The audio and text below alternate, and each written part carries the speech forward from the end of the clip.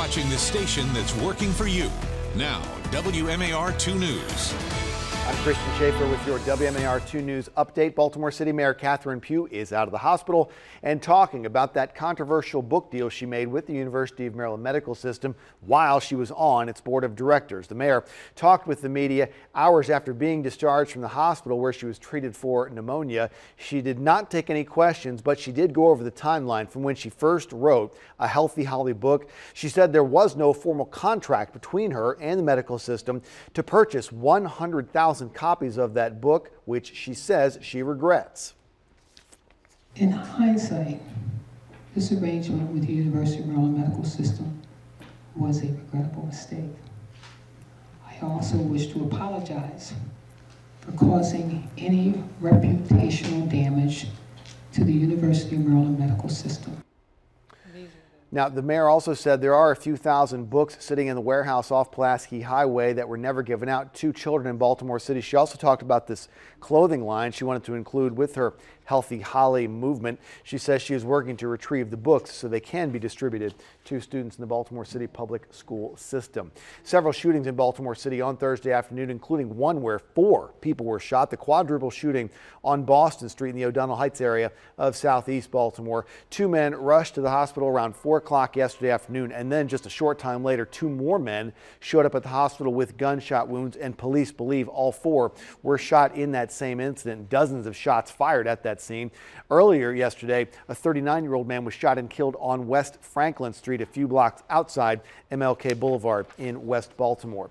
Police are investigating the first homicide of the year in Howard County. A 27-year-old man was killed on Old Tucker Road. This was around 5:30 yesterday evening outside Kaler Hall, the Harper's Choice Village Shopping Center. Witnesses say 2 men approached the victim. They heard 2 or 3 shots, and then the man ran off. Police in Howard County believe this may have been drug-related.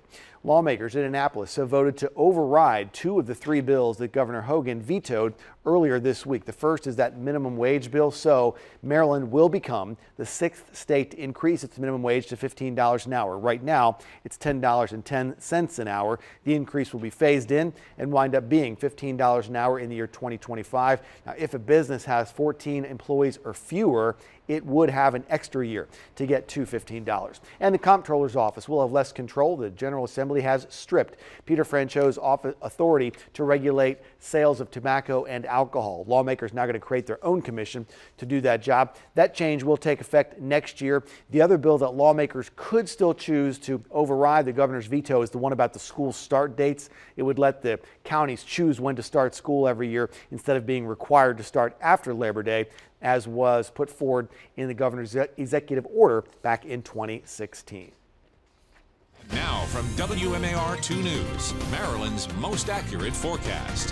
Happy Friday, everyone. It is going to be a much warmer day on tap. That warm up has begun. The rain is going to be here for part of the weekend, the end of the weekend, Sunday, and then temperatures will cool back down as we head into your Monday. In the meantime, March so far, as we wind it down, it started off very cold and it pretty much has been below average, 1.3 degrees below average. In fact, we've had 18 days below normal. As we continue through the rest of today, oh yeah, temperatures will bump up nicely. We will stay mainly dry out there. We'll have a few peaks of sunshine under a mostly cloudy sky, and then we'll do that all over again as we head into your Saturday. There's the rain that will move in as we head into Sunday morning. In the meantime, enjoy today. Again, it should stay mainly dry. Not going to rule out maybe a passing sprinkle across the area, mainly to the north and west. But in terms of those high temperatures, going well above the average of about 58 degrees now for this time of the year.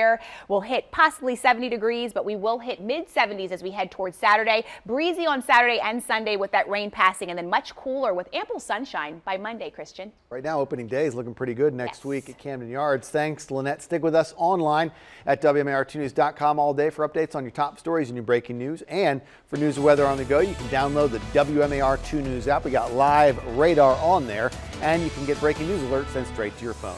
Thanks for watching. I'm Christian Schaefer. This WMAR 2 News update is sponsored by Jones Junction,